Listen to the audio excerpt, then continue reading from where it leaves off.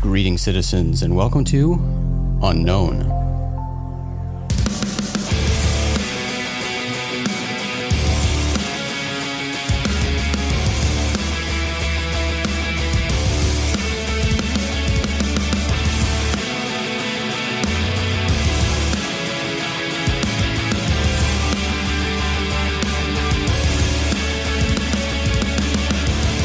I'm Jason McClellan. Thanks for hanging out with me.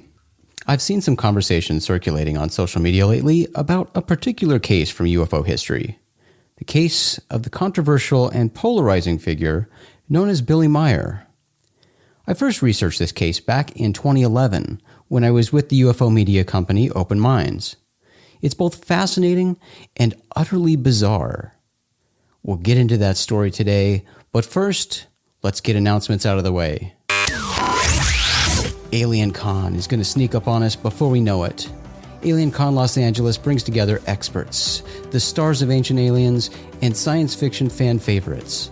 If you want to spend a weekend with like-minded people to challenge existing beliefs and seek disclosure of all kinds in an environment that fosters learning, discovery, and discussion, all while having a good time, then consider making it out to Alien Con Los Angeles, June 21st through the 23rd at the Los Angeles Convention Center in downtown Los Angeles, California. My fellow Rogue Planeteer Ryan Sprague and I will be speaking at Alien Con. Shane Hurd and Maureen Ellsbury will be there too.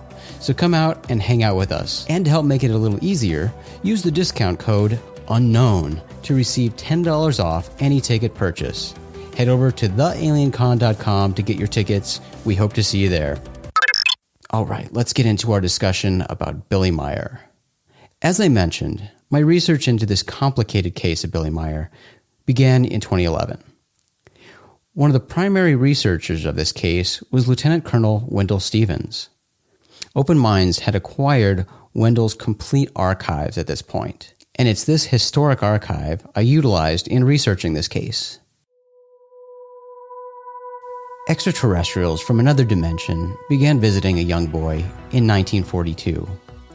These visitors imparted wisdom and guidance to the boy to prepare him to become a great prophet. When he became a man, the extraterrestrials permitted him to snap photographs and record videos of their spaceships. And they even whisked him away on time-traveling adventures. At least that is how Billy Meier tells the story of his life.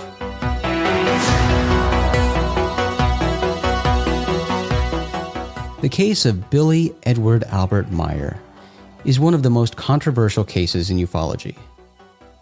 Meier claims to have personally interacted with multiple extraterrestrials during his life, taken more than 1,000 of the clearest UFO photos, and written word-for-word transcripts of his conversations with these extraterrestrials.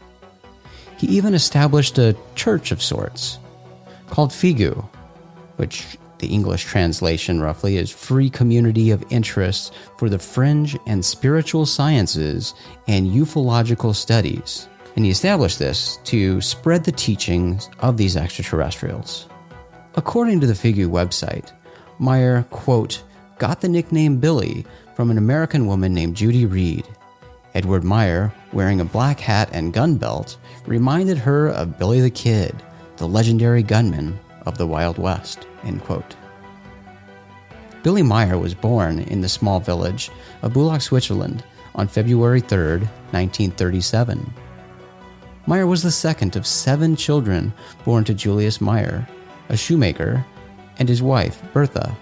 In the book Spaceships of the Pleiades, author Kalkorff explains that in his younger years, Meier, quote, spent his time working various manual labor jobs, dodging truant officers, and having occasional brushes with the law, end quote.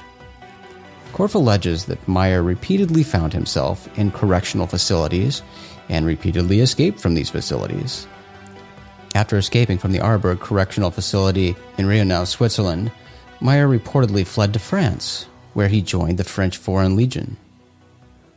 Only a few months later, Meier went AWOL, but then turned himself over to the authorities in Switzerland.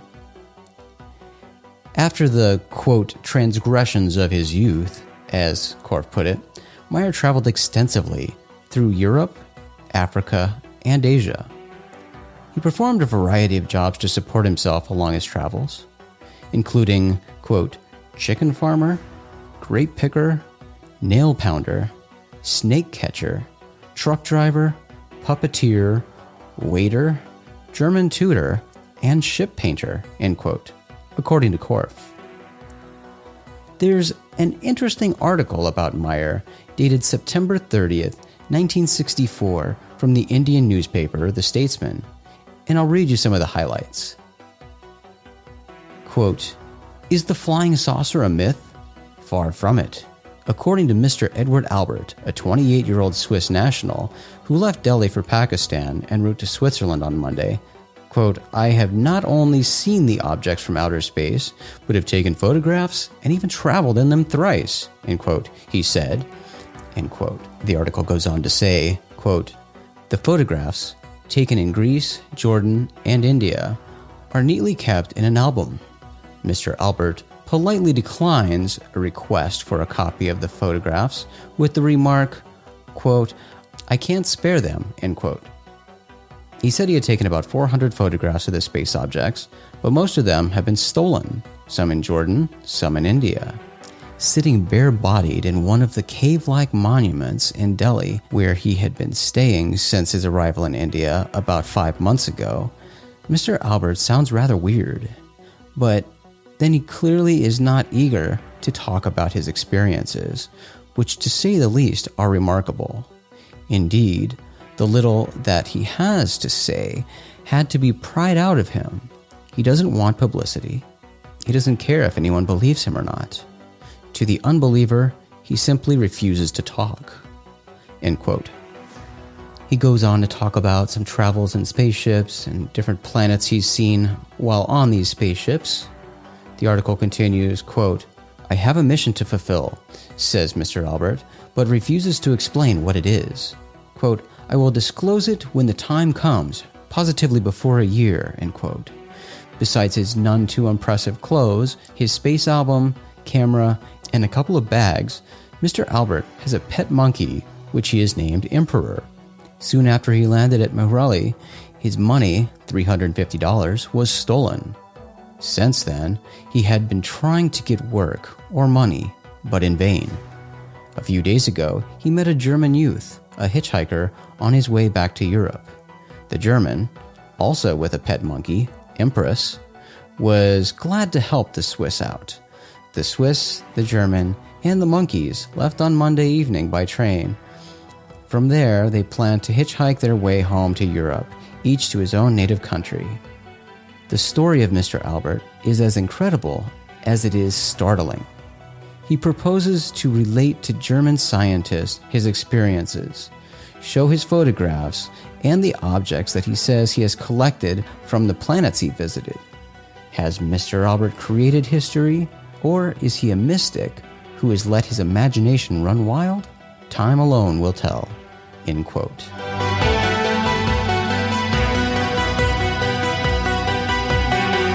Along his multi-continent journey, Meier reportedly joined most of the religions of Europe, Africa, and Asia in search of a, quote, belief system acceptable to him, end quote, according to UFO researcher Lieutenant Colonel Wendell Stevens. During his travels, Meier lost one of his arms in a gruesome bus accident. On August 3, 1965, Meier was riding in a bus to Iskenderun, Turkey. A drunk bus driver on another bus crashed into Meier's bus. The impact ejected Meier from the bus and crushed his left arm so severely that it had to be amputated. Meier, undeterred, continued his travels and relocated to Greece, where he met Calliope, whom he married in March of 1966. The couple moved to Pakistan, where their first child, Gilgamesha, was born. Then in 1970, Meier returned to Switzerland with his family, where they later welcomed their second child, Atlantis Socrates, into the world. Their youngest child, Methuselah, was born in 1973. The family rented a farmhouse in the town of Hinwil. And while Meier was a skilled farmer, the loss of his arm limited what he could accomplish. He was receiving a small monthly welfare payment from the Swiss government because of his handicap, But to supplement the family's income, Meier raised chickens and sold their eggs. In 1974, Meier placed an ad in the German magazine Esoterra, seeking, quote, anyone who might wish to form a group for discussing and studying metaphysical or paranormal subjects, end quote, according to Korff. People responded to the ad, and a study group was born. It was at one of these meetings where Meier first made the astonishing claim that he was in direct contact with extraterrestrials. Meier's extraordinary claims garnered international attention when Swiss UFO researcher Lou Zentag sent some of Meier's photos to Wendell Stevens in the United States. Stevens went to Switzerland to investigate the case, and as a result, he published UFO Contact from the Pleiades, as well as Message from the Pleiades, a 4-volume set of books related to the case. As one of the primary researchers of the Meier case, Stevens' multi-year investigation played a large part in introducing Billy Meier to the world and the world to Billy Meier. Meier reportedly saw his first UFO at the age of 5 on June 2, 1942. He continued seeing UFOs throughout the year, and the sightings increased in frequency. Meier also began hearing a voice in his head. And later that year, Meier experienced his first alleged physical extraterrestrial contact. Wendell Stevens described this encounter in his book, UFO Contact from the Pleiades. Quote, in November that same year, shortly before his 6th birthday, Meier saw a pear-shaped object suddenly drop from the sky and settle gently on the meadow grass in a woods near their hometown of Bulach. An old man took him into the ship and high above the earth, then brought him back to the same meadow and let him out. The ship then shot up vertically at high speed until out of sight. End quote. Meier says that this old man who took him for a ride on the spaceship was named Svath. Svath continued communicating with Meier telepathically for a year and a half, then returned in his pear-shaped craft to take Meier on another adventure, and, quote, imparted a great deal of knowledge and told of events to come, much of which he did not understand at the time, end quote, according to Stevens. The next extraterrestrial to contact Meier was a female named Ascot. Meier alleges his contact with Ascot began in 1953, and she picked up where Svath left off. She was apparently responsible for educating Meier, who, according to Cal Korff's book Spaceships of the Pleiades, dropped out of school before finishing the 6th grade. In UFO Contact from the Pleiades, Stephen explains Ascot's role in Meier's life. Quote, it was she who led him through a series of adventures designed to toughen him for the adversity to come. It was she who led him through Africa and the experiences in the French Foreign Legion, the desert caravans, the slavers, revolutionaries, and bootleggers, into the hands of the pirates of the Arabian Sea and across the Indian Oceans as a sailor with the freighters to the subcontinent of India. End quote.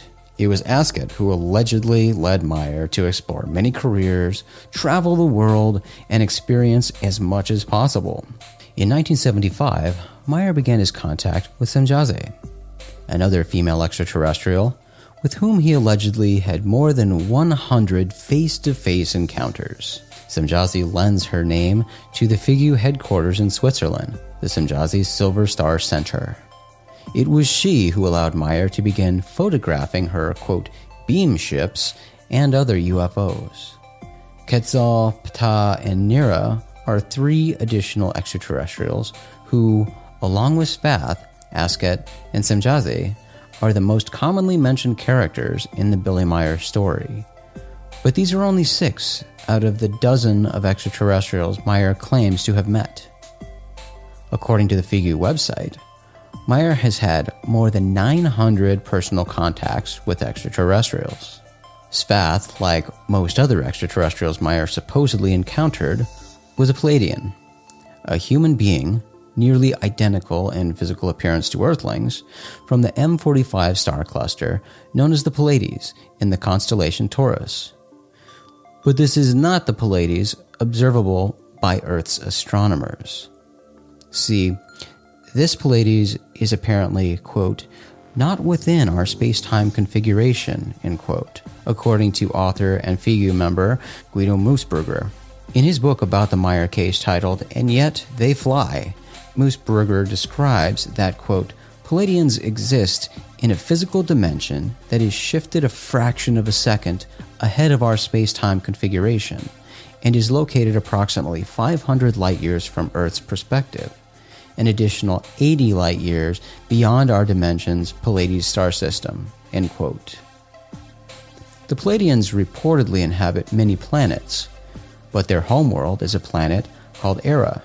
Meier has referred to people from Era as Erans, and Pleiadians in general are sometimes referred to as Plegerans because in their dimension, the Pleiades is known as Plegeran.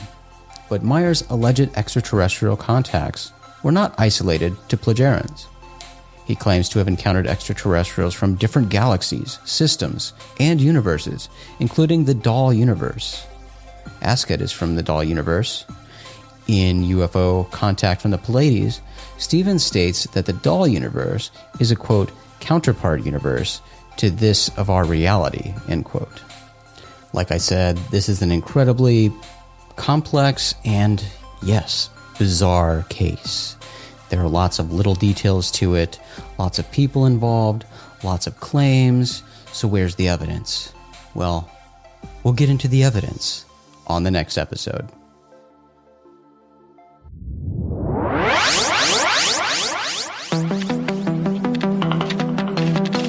Well, citizens, as we reach the end of this episode, I invite you to come join us in the Rogue Planet Facebook group at facebook.com/groups/Rogue Planet and let us know what your thoughts are about the Billy Meier story or anything else UFO related that's on your mind. You can find more episodes of Unknown on Apple Podcasts, Stitcher, Google Play, iHeartRadio, and yes, even YouTube. Subscribe on your favorite podcast provider so you're notified when we publish new episodes. And if you haven't done it already, do us a big favor and take a minute to rate and review Unknown on your favorite podcast platform. You can always find this show at rogueplanet.tv because Unknown is a Rogue Planet production.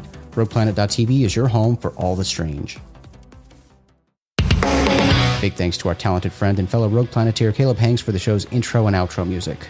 Check out all his work at theclerkchronicles.com. Thanks again for hanging out with me today. I'm Jason McClellan. Do me a favor, friends. Always treat the UFO subject with the cautious and responsible skepticism it deserves. Question everything. Have the courage to form your own opinions. Keep truth as the focus of your quest, even if the truth conflicts with your opinions. And, of course, stay strange.